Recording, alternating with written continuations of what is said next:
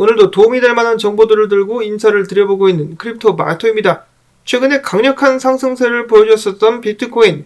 자, 그런데 양적 완화 소식에도 불구하고 비트코인과 미국 증시 지금 좀 조심해야 된다라는 경고의 음성이 나오고 있다라고 하는데요. 나온 정보들 여러분들께서 한 번씩 살펴보시고 투자를 이어나가시는데 도움이 되실 수 있기를 바라며 영상 시작해 보도록 하겠습니다.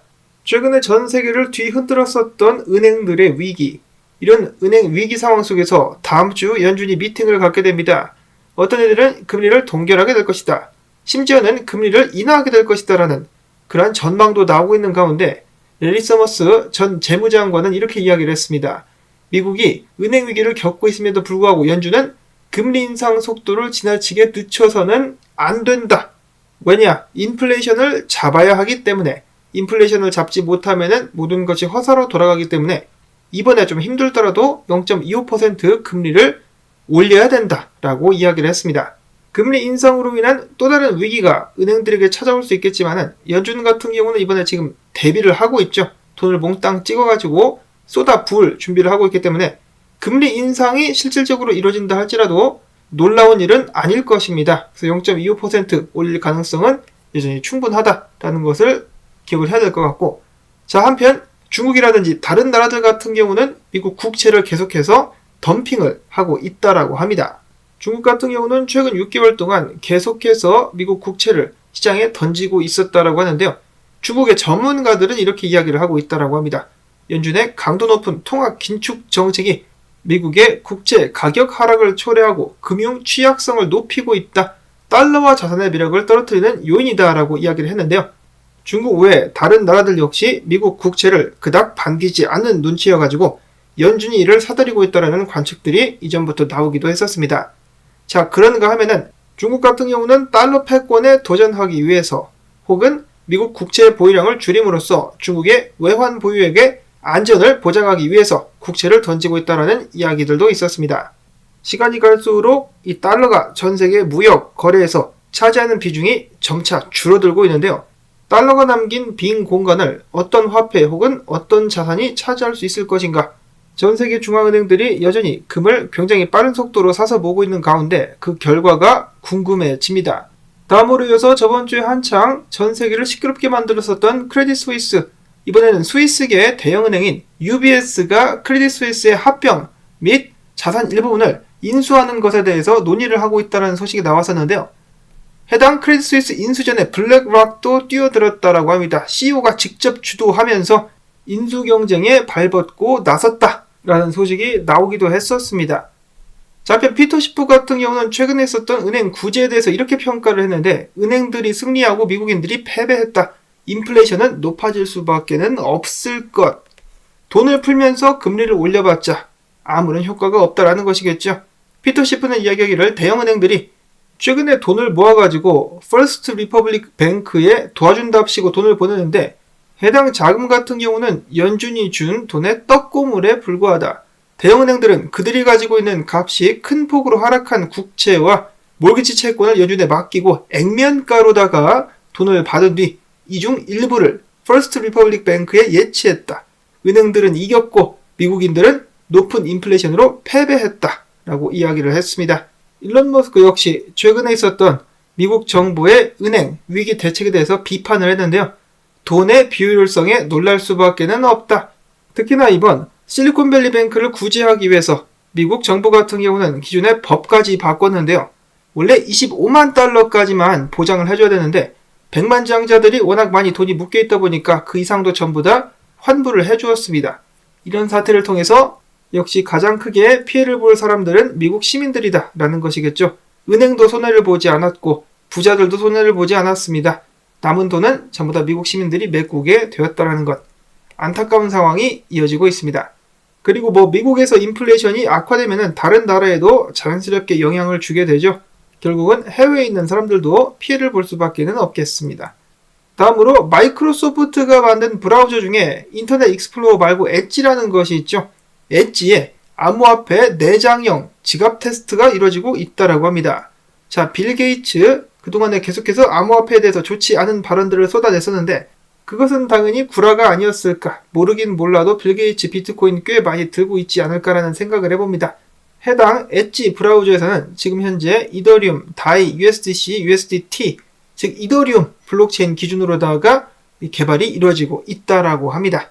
이어서는 시장 동향 및 분석으로 넘어가 보도록 하겠습니다. 자, 최근 비트코인 강세를 많이 보여줬었는데 지금 현재 심리 상태가 탐욕에 다다라 있는 상황 속에서 몇몇 분석가들은 조정이 나올 수 있지 않겠느냐. 자, 근데 조정은 얼마 전에도 나온다라고 했었는데 무시하고 가격이 올라버렸죠.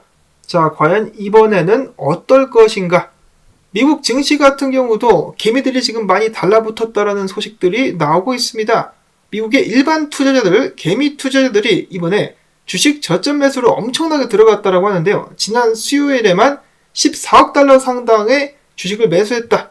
그 전주에 비해서 2배나 더 높은 금액이라고 하는데 여기는 탐이라는 분석가는 이야기를 하기를 이렇게 개미 투자자들이 한 번에 몰려들면은 결과가 어떻게 되는지 잘 알지? 이 반대로 간다는 것인데요. 작년 말쯤 해가지고 해도 2023년에 엄청난 떡락이 오게 될 것이다 라면서 일반 투자자들이 주식 하락에 베팅을 엄청나게 많이 했었다는 소식을 전해드린 바가 있습니다. 근데 그 반대로 튀어 올랐다. 이번에는 어떻게 될까? 게임 오브 트레이즈라는 분석가는 차트 분석을 하면서 이렇게 이야기를 했습니다. 많은 투자자들이 저번 주에 연준이 양적 완화를 했다는 소식과 함께 증시에 많이 몰렸었는데 차트를 봤을 때 무브 인덱스와 S&P 500 사이에 다이버전스가 발생했을 때 S&P 500은 올라가고 무브 인덱스가 떨어졌을 때 이런 식으로다가 갭이 발생을 했을 때 과거에는 S&P 500이 바로 그대로 흘러버렸다. 그래서 지금 상승한다고 좋아할 게 아니라 굉장히 조심해야 되는 상황이다라고 이야기를 하고 있었습니다. 자, 물론 최근 미국 증시에 비해서 비트코인이 굉장히 활약하는 단단한 모습을 보여주기도 했었는데요. 그렇다라고 해도 아직 완전히 디커플링이 되는 것이 아니기 때문에 미국 증시가 크게 떨어지면은 비트코인 당연히 좋지 않은 영향을 받을 수밖에 없겠습니다. 자, 이런 상황 속에서 비트코인 해시레이트 같은 경우는 계속해서 전고를 돌파하고 있습니다. 그만큼 비트코인 채굴자들, 비트코인의 미래에 대해서 강력한 확신을 가지고 있다는 것인데요. 비트코인도 이런 채굴자들을 실망시키지 않고 가격이 계속해서 올라주고 있습니다. 밤사이에 잠깐 떨어졌었는데 지지선 맞고 바로 튀어오르는 긍정적인 모습을 보여준 비트코인. 전체적으로 봐도 상승 추세를 지켜가면서 여전히 좋은 모습, 강력한 모습을 보여주고 있습니다. 자, 그런데 그럼에도 불구하고 가격은 올라가는데 거래량이 떨어지고 있다. 그리고 맥디나 RSI를 봤을 때 베어리시 다이버전스가 나오고 있으며 일본 기준으로다가 강력한 저항에 맞닥뜨린 상황이어가지고 나는 이번 상승을 여전히 믿지 않는다. 기회를 봐가지고 숏 찬스가 나오면은 숏을 때리겠다라고 이야기를 하고 있는 로만 분석가. 인컴 샤크 분석가도 마찬가지로 이야기를 하고 있습니다. 2만 달러대에서 만약에 매수를 하지 않았다면은 지금 상황에서 매수를 들어가는 것은 비추천이다. 지금은 매수를 들어갈 자리가 아니라 조심해야 될 자리인데 만약에 지금 당장 3만에서 4만 달러까지 갈 가능성이 있다라고 할지라도 나는 이런 식으로 떡상했을 때 매수하는 것을 추천하지 않는다. 지금 CME 갭도 밑에 생겼기 때문에 여기서 한번 기다려보는 것은 어떠한가 라고 이야기를 했습니다. 자, 위에도 CME 갭이 있고 아래도 있는데요.